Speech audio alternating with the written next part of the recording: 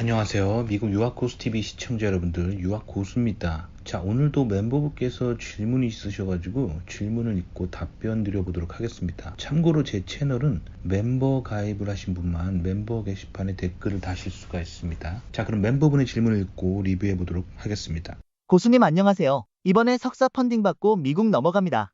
정말 감사드려요. 고수님이 큰 도움 되었어요. 언젠가 고수님 뵐 수 있다면 좋겠습니다. 한 가지 말씀드리고 싶은 것이 요즘도 영상 잘 보고 있는데 고수님 목소리 영상이 더 좋은 것 같아요. 저는 크크크 고수님 목소리가 더 신뢰감이 가는 것 같습니다. 기계 목소리면 왠지 인공지능이 만든 정보 같아서 다 볼지 말지 정보를 어느 정도 신뢰할지 고민되네요. 크크크. 일단 어드미션 받은 거 정말 축하드려요. 제가 님 아이디를 기억을 하거든요. 제 채널에 꽤 오래 계셨고 준비를 한참 한 걸로 알고 있어요. 근데 마침내 어드미션을 받았군요. 정말 축하드립니다. 제가 석사 펀딩 못 받았어요. 저는 석사 어드미션 갈 때 석사 펀딩을 못 받고 갔습니다. 근데 첫 학기 펀드 없이 내 돈 내고 첫 학기는 하고 두 번째 학기부터 저는 펀드를 받았거든요. 근데 님은 지금 입학과 동시에 펀딩을 받은 거잖아요. 저보다 지금 굉장히 출발이 좋은 거예요. 그러니까 저보다 더 끝도 좋았으면 좋겠습니다. 정말 축하드리고요. 자, 제가 누군가에게 도움이 됐다고 하니까 정말 기쁩니다. 아시겠죠? 기뻐요. 기쁘고 언젠가 고수님을 뵐 수 있다면 좋겠습니다. 그래요. 언젠가 제가 사실 미국의 이공계의 정상에 서 있기 때문에 님이 열심히 해서 미국 이공계의 정상에 선다면 언젠가 저를 만날 수 있습니다. 이 바닥 되게 좁아요. 실리콘밸리를 비롯한 이 미국의 박사들의 바닥 되게 좁아요. 몇 명 안 돼요. 그래서 특히 한국 사람들끼리 금방 알게 됩니다. 그래서 제가 사실은 제 개인적인 이야기를 잘 안 하는 거예요. 사실 익명성 가운데서 해야지 더 편하고 솔직한 얘기를 할 수 있거든요. 제가 사실 이름이 상당히 알려진 학자입니다. 제가 지금 실리콘밸리 대기업에 다니고 있는데 가끔 제가 테크 논문을 써요. 회사에서 연구한 연구 내용을 가지고 논문도 발표하고 특히 이제 라스베가스 같은 데서 종종 가가지고 회사를 대표해서 기술 발표도 하고 그러거든요. 그러니까 사실 이름이 상당히 알려진 학자라서 제가 이 채널을 운영하는데 사실 부담이 좀 있어요. 예를 들면 누구누구 박사, 무슨 기업 R&D 팀의 무슨 박사 하고 이름이 알려지면은 아시잖아요. 왜 이 세상에 폴리티컬 코렉트니스가 발달하냐면 그렇게 되면 솔직한 얘기를 못 하는 거예요. 사람들이 다 자기 마음을 숨기고 사람들 듣기 좋아하는 그냥 얘기만 계속 하는 게 이 PC주의의 세상이잖아요. PC주의가 왜 발달하냐면 이렇게 인터넷 문화가 발달하면서 인터넷에 이렇게 파블릭 스피치가 발달하면서 과거에는 동네 사람들끼리 친한 사람들끼리 얘기할 때는 PC주의가 필요가 없었어요. 근데 이제는 이렇게 인터넷 개인 방송 같은 걸로 내가 한 명이 하는 방송을 지금 저만 해도 구독자가 11,000명이거든요. 11,000명의 다양한 사람들이 듣는단 말이에요. 그럼 그 안에 저의 생각에 동의하는 사람도 있고 동의하지 않는 사람도 있기 때문에 특히 종교나 정치, 뭐 인종, 국적 얘기하면 사람들이 굉장히 이제 화를 내고 그런 세상이기 때문에 그래서 PC주의가 발달하는 거예요. 그러니까 저는 사실은 그냥 이렇게 얼굴 없이 제 그냥 정체성 밝히지 않고 하는 게 훨씬 편합니다. 편해요. 그러니까 저한테서 더 솔직한 얘기를 듣고 싶다면 이렇게 익명성에 제가 누군지 모른 채 이렇게 하는 게 훨씬 편해요. 그래서 사실 저는 인공지능 목소리를 굉장히 선호하는 게 제 목소리조차도 얘기 안 하면 얼마나 편합니까? 제 입장에서, 그죠? 그런데 제 영상에서 제 목소리를 그리워하신다니 일단 감사하긴 해요. 제 목소리를 더 신뢰해 주는 거. 그런데 저는 기계 목소리로 하는 걸 더 선호한다는 거죠. 왜냐면 저를 더 드러내지 않으면 더 솔직한 얘기를 할 수 있겠죠. 그렇단 말이에요. 그리고 얼굴 까고 나의 신분이나 이름을 밝히면 더 솔직한 얘기를 못 하겠죠. 그게 요즘 시대예요. 그렇습니다. 자, 근데 한 가지 제가 드릴 말씀이 있는데, 봐봐요. 기계 목소리면 왠지 인공지능이 만든 정보 같아서 다 볼지 말지 정보를 어느 정도 신뢰할지 고민된다고 하셨는데, 사실 봐봐요. 제가 지금 뭐 예를 들면 생성형 인공지능에다가 내가 이런 얘기 할 건데 대본 좀 만들어줘 해가지고 대본을 출력한 다음에 그거를 제가 출력한 걸 그냥 읽고 있다고 생각해봐요. 그럴 수도 있어요, 사실. 그쵸? 거꾸로 제가 생성형 인공지능에게 물어보지 않고 그냥 제가 할 말을 타이핑 해가지고 그냥 목이 좀 아파가지고 인공지능한테 이 텍스트 읽어줘 라고 할 수 있단 말이에요. 즉 두 가지 상황이 있는 거야. 첫 번째는 챗GPT나 생성형 인공지능 같은 거에다가 내가 의지를 해가지고 뭐 좀 만들어줘 해가지고 그냥 그거를 출력해가지고 제가 그냥 읽는 경우 시나리오 1이라고 쳐봐요. 그 다음에 시나리오 2는 내가 직접 이렇게 글을 써가지고 단순하게 인공지능한테만 읽어줘 해보세요. 그러면 님은 그걸 구분할 수 있을 것 같아요? 지금 시점에서 구분할 수 있을지 몰라도 이제 인공지능이 점점 발전하면은 구분할 수 없는 시대가 옵니다. 아시겠죠? 자, 그런데 그런 시대가 오잖아요. 그러면 그래도 인간은 필요할 거라고 생각해요. 예를 들면 우리 동네 피자 가게가 있거든요. 실리콘밸리에 있는 피자 가게인데 모든 게 자동화돼 있어요. 사람들이 스마트폰 앱으로 앱을 설치하고 앱에서 그 피자 사이즈랑 토핑을 클릭을 해서 결정한 다음에 그 스마트폰 페이로 페이를 딱 해요. 그러잖아요. 그럼 안에 기계가 알아서 반죽을 짜가지고 반죽 사이즈를 만들고 그 위에다가 소스를 짜가지고 다 한단 말이에요. 그 다음에 그걸 자동으로 오븐에 넣어가지고 알아서 다 구워요. 근데 제가 그 피자집에 직접 픽업을 가거든요. 배달을 시켜도 되는데 배달비를 아끼려고 저는 직접 피자 가게 가서 픽업을 하거든요. 그러면 배달 팁을 안 줘도 되기 때문에 직접 가잖아요. 그러면 사람이 굉장히 친절한 사람이 웃으면서 있어요. 그 사람은 피자를 안 만들어요. 옛날에는 그 피자 가게 직원이 다 했잖아요. 근데 요새는 피자 가게 직원이 그냥 그 카운터에 앉아 있어요. 그래서 그냥 되게 깔끔하게 생긴 사람이 깔끔한 유니폼 입고 있다가 사람 오면은 고객님 주문하신 성함이 어떻게 되세요? 한 다음에 그 기계가 다 해가지고 놔두면은 그거 그냥 그대로 줍니다. 그러면서 맛있게 드세요 하거든요. 그러니까 지금 님이 말한 이 개념이에요. 그러니까 기계가 다 피자를 만든 다음에 그 이족보행 그 금속으로 된 로봇가 기계 목소리로 커스터머님 안녕하십니까? 무엇을 주문하셨습니까? 하면서 이렇게 기계처럼 뚜벅뚜벅 와가지고 주면은 거부감이 오겠죠. 그래서 인간이 필요하긴 합니다. 그래서 인공지능 시대에는 더더욱 인간다운 인간이 인기가 많게 되어 있습니다. 그러니까 굉장히 잘 웃고 감정이 있고 뭐 이런 사람들이 이제 카운터 보고 실제로 일은 어디 공장이나 뭐 주방에서 기계가 하는 시대가 오겠죠. 그래서 인간은 여전히 필요할 거라고 봅니다. 하지만 예전의 시대보다 인간이 하는 일이 많이 다르겠죠.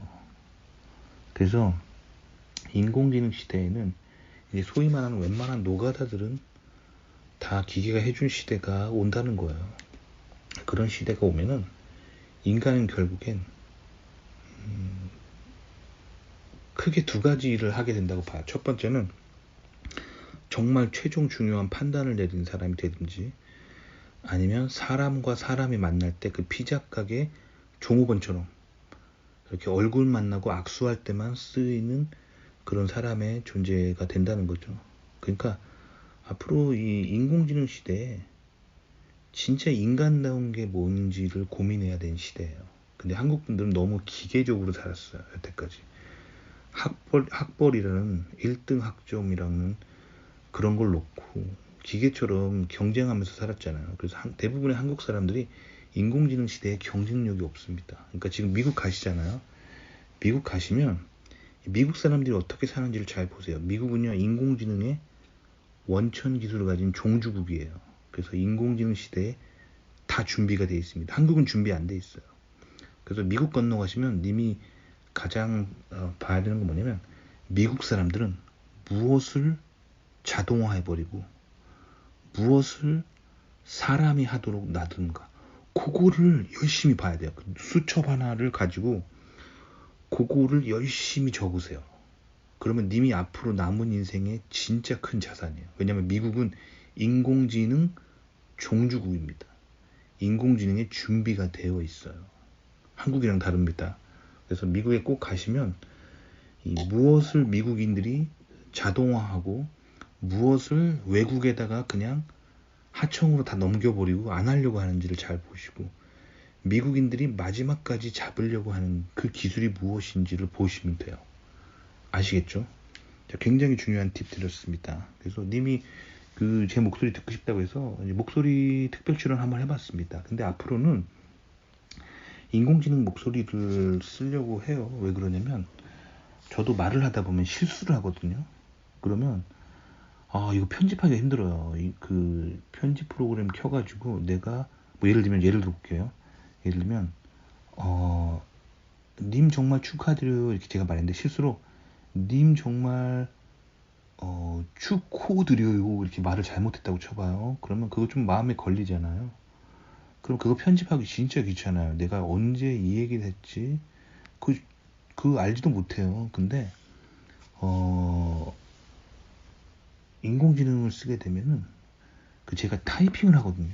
그러면 뭐 이동하다가 뭐 잠깐 뭐 예를 들면 어디 커피숍에 잠깐 앉아서도 제가 제 폰으로 저한테 이메일 보내고 집에 가서 그냥 읽어달라고 하면 되잖아요. 그리고 말 실수했다. 그럼 나중에 고치기도 쉬워요. 뭐 제가 예를 들면 축호드려요 했으면 제가 발견만 하면은 오타만 수정하고 다시 읽기 하면 되죠. 축하드려요 하면 되죠. 이런 식으로 마치 코딩하듯이 버그를 발견하면 디버깅이 쉽다는 거죠. 프로그래밍 하듯이 영상 만들 수 있기 때문에 글을 쓴 다음에 인공지능한테 읽어라고 하는 게 제 입장에선 편하다는 거죠. 그럼에도 불구하고 자세히 보시면 제 영상에 실수가 되게 많거든요. 그거는 좀 이해를 해주세요. 제가 실리콘밸리를 살아가는 직장인이라서 실리콘밸리에서 제가 받는 연봉이 어마어마하겠죠. 그런데 이 개인 방송 해봤자 제가 한 달에 30만원? 뭐 이거밖에 못 벌어요. 그래서 여기에 막 오타 수정하고 막 자막 틀린 거 없는지 리뷰하고 막 그럴 만한 시간이 없어요. 없고, 근데 이제 인공지능이 발전함으로써 님들도 제 영상의 퀄리티가 좋아지는 걸 느끼는데, 그게 제가 열심히 한 게 아니라 인공지능이 자막을 다 이렇게 자동으로 목소리를 듣고 자동으로 또 받아쓰기도 해주고 막 그러는데, 인공지능이 좀 실수도 하거든요. 그 실수예요. 근데 제가 안 고쳐요.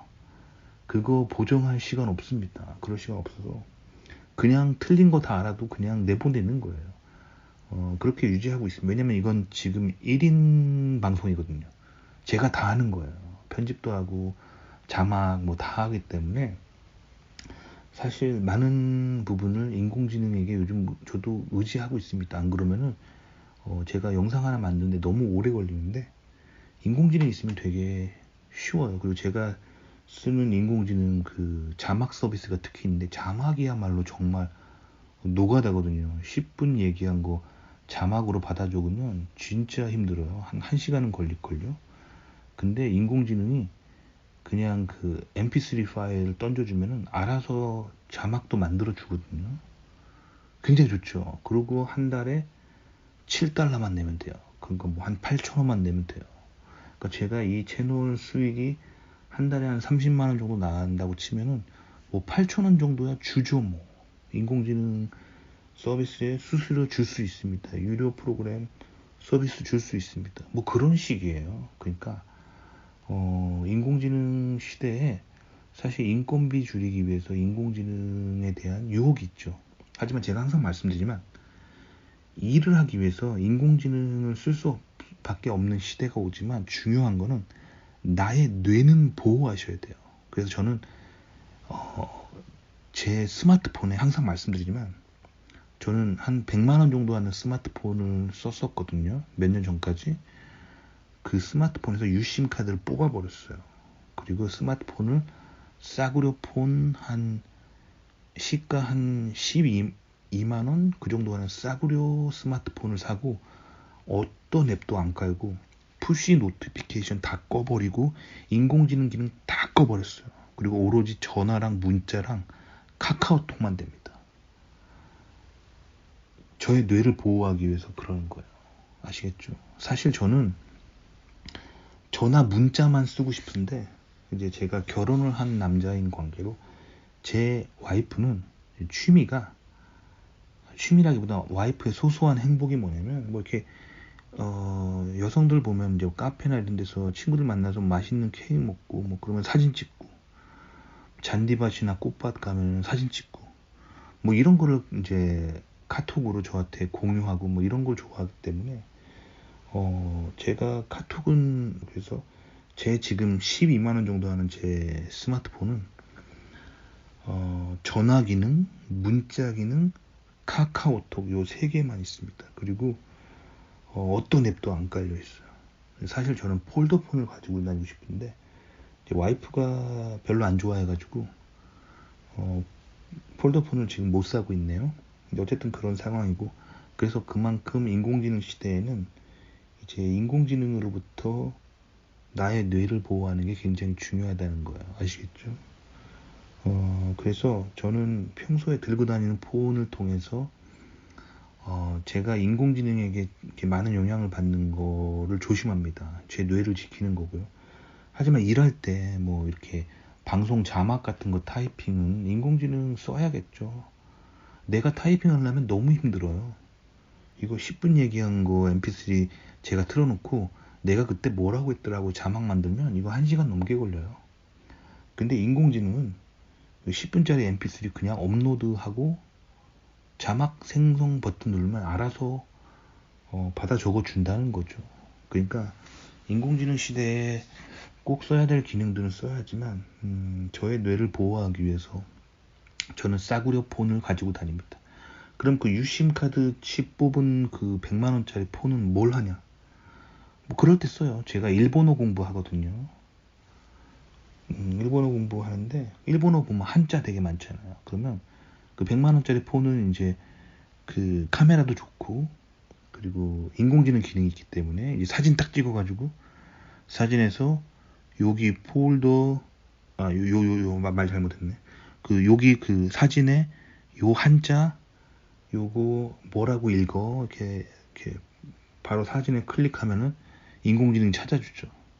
뭐 그런 것 때문에 이제 쓰는 거예요. 그리고 또 인공지능 기능 같은 게 이제 그렇게 공부할 때 또 쓰면 써야겠죠. 그리고 이렇게 지금처럼 영상 만들고 그럴 때 아무래도 100만 원짜리 폰이 마이크가 좋기 때문에 카메라도 좋기 때문에 그럴 땐 써요. 쓰는데 여기에 맨날 제가 중독되지 않도록 굉장히 조심한다는 거. 여러분들도 인공지능 시대에 뇌를 굉장히 보호하셔야 됩니다. 도움이 되셨기 바랍니다. 그러면 오늘 여기까지 얘기하도록 하고요. 사실 제가 이 영상 만든 거는 님이 이 채널에 이렇게 상당히 오랫동안 와주신 분이어가지고 제가 닉네임도 기억하고 저 프로필 사진도 기억을 하는데 그래서 축하드린다고 이렇게 영상을 한번 만들어 봤습니다. 축하드리고요. 앞으로 미국 가셔서 인생 잘 풀리셨으면 좋겠습니다. 그러면 다음 시간에 또 뵐게요. 안녕히 계세요.